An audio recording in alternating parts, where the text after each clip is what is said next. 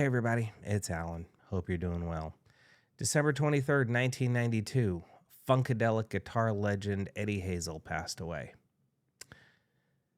Man had some amazing riffs and an incredible soul, and you can hear it in his playing. No example of that is greater than Magot Brain. And we're going to listen to the alternate mix of Magot Brain, which really pulls out Eddie's emotive guitar playing.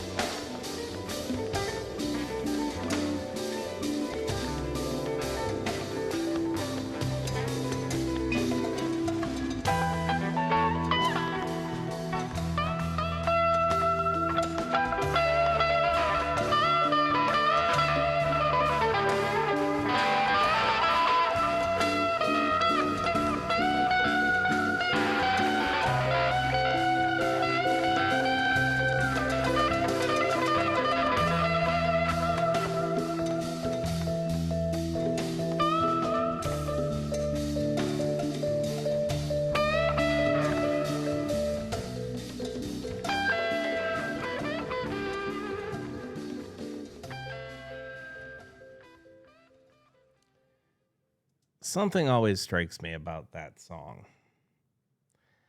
Eddie Hazel's guitar tone reminds me of when I was 20, about 20.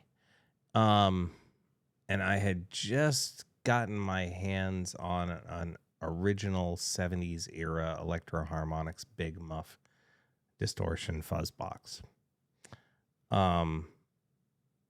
I think I paid $60 for it. Now they're selling for like $400.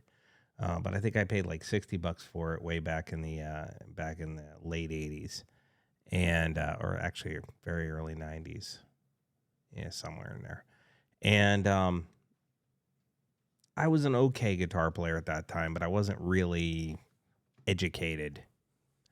And I'd been playing for a handful of years, and I had this pedal, and it was just an absolutely incredible noise-making machine. And I'm not saying I played like Eddie Hazel, but I had a great Stratocaster that I love, that I still have. It's hanging up over there right now. And I had this fuzz box, and I was playing through.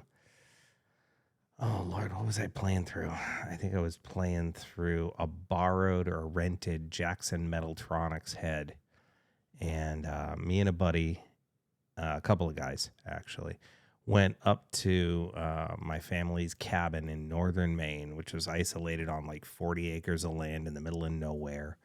And we were powering everything with a generator, but we brought up our gear. Drummer brought a big drum set, bass player brought his rig, I brought my rig. Actually, it was a borrowed rig. Like I said, I borrowed the Jackson head because my rig was actually in the repair shop. And we went up there, and we had a blast, but we just jammed, and we jammed for days on end, just played. And it was phenomenal. And the tone that I was getting out of that combination of that Jackson Metaltronics head, the Strat I was playing through, and this Electro Harmonix Big Muff pedal, it was really, really, really similar to when I hear this track with Eddie Hazel's guitar playing. And it just brings me back to a really good time. And that's one of the things that just, it's an emotional connection I have with the song Magot Brain. And even the alternate take that we just listened to, it's like both of them have a very similar guitar, have the same guitar tone in them. And it just brings me back to that Electro Harmonix guitar tone. It was the noisiest pedal. It's like if I stopped playing, all I got was a whole bunch of noise, sound like jet airplanes taking off. If I had my guitar in exactly the right positioning, I could get like, Russian and Chinese radio come through my guitar amplifier. The cabin was located on the top of a hill that was sort of a turning point for an Air Force base up in northern Maine. And so we had like,